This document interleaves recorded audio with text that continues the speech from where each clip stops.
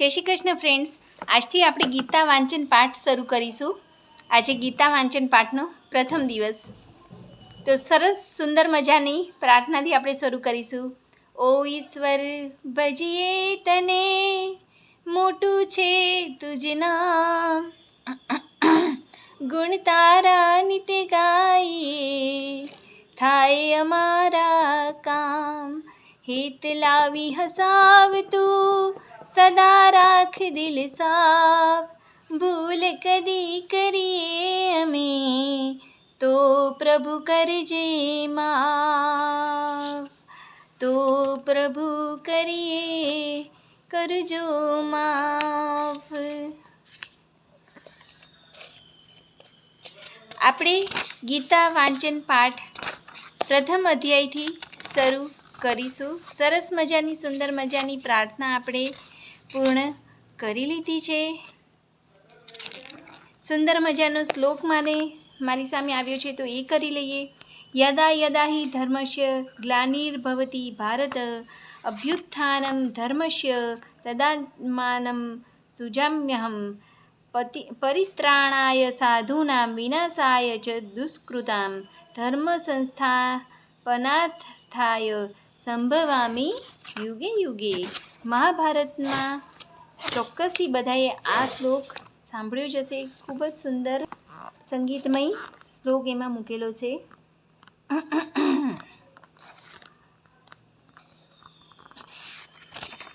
આપણે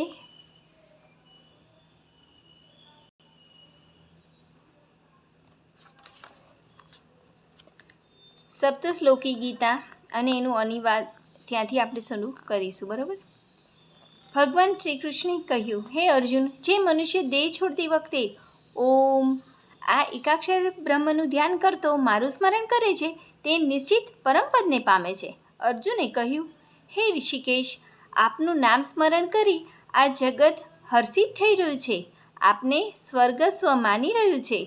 રાક્ષસો ભયભીત થઈ દસે દિશાઓમાં નાસભાગ કરી રહ્યા છે ને સિદ્ધ સમુદાય આપને નમસ્કાર કરે છે, તે યોગ્ય જ છે. ભગવાન શ્રી કૃષ્ણે કહ્યું, હે અર્જુન, એ પરબ્રહ્મના હાથ અને પગ સર્વત્ર છે, આંખ, માથું ને કાન સર્વત્ર છે, તે સર્વત્ર વ્યાપેલો છે. અર્જુને કહ્યું, સર્વત્ર અનાદિ જગતના નિયતા, સૂક્ષ્મથી પણ સૂક્ષ્મ, જગતના પાલક, અચિંત્ય રૂપ સૂર્ય સમાન કાંતિવાળા ને અહંકારથી દૂર જે પુરુષ છે તેનું સ્મરણ કરે છે.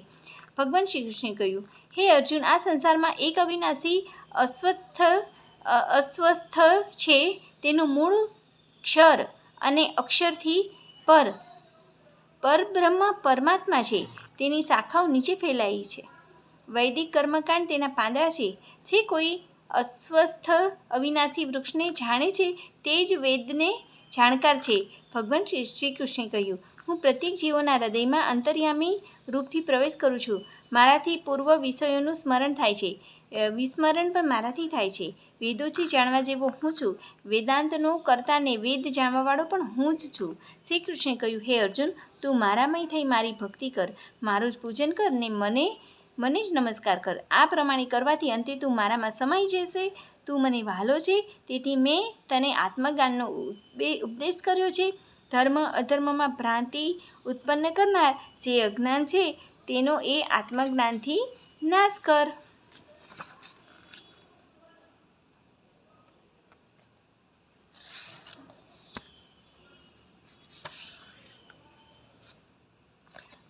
અષ્ટાદશી ગીતા. પાર્થ કાયરતા આસી, તને એ છાજતી નથી. હૈયા દુર્બળતા છાંડી, ઉઠ ઉઠ પરમ તપ.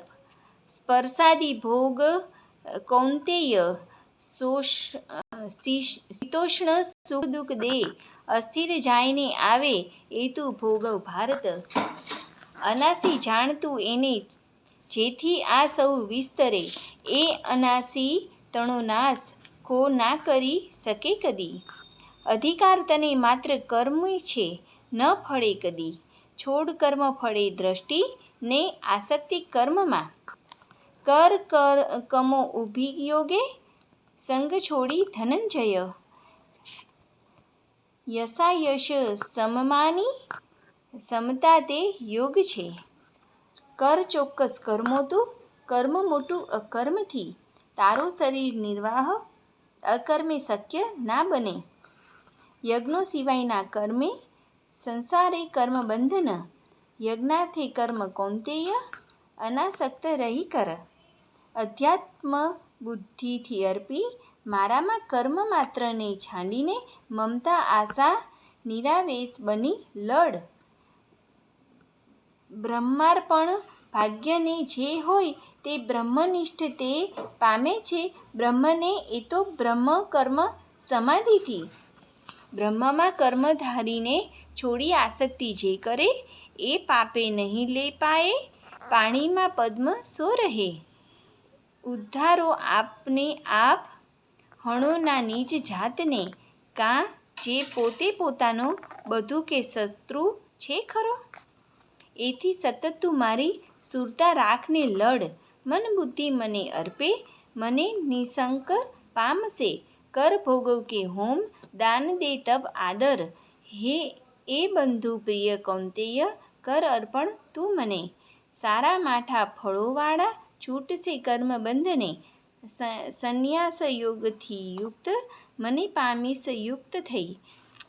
મત્પરાયણ મત્કર્મા આસક્તિહીન ભક્ત જે. નિર્વેરી સર્વ જીવોનો પાંડવ પામતો મને. હું માજ મને હું ધાર હું માજ બુદ્ધિ સ્થાપતું. તું વિસ મારામાં એમાં સંશય ના રાહ ના કશો. મન ભક્તિ મને અર્પી મને પૂજ નમઃ. મને જ પામશે નિશ્ચય કોલ છે હે પરમ પ્રિય. છાંડી સકળ ધર્મોને મારું જ શરણું ધર. હું તને સહુ પાપોથી છોડાવું તું શોક મા કર. આગળની કથાનું વાંચન આપણે આવતીકાલે ચોક્કસથી કરીશું. જય શ્રી કૃષ્ણ.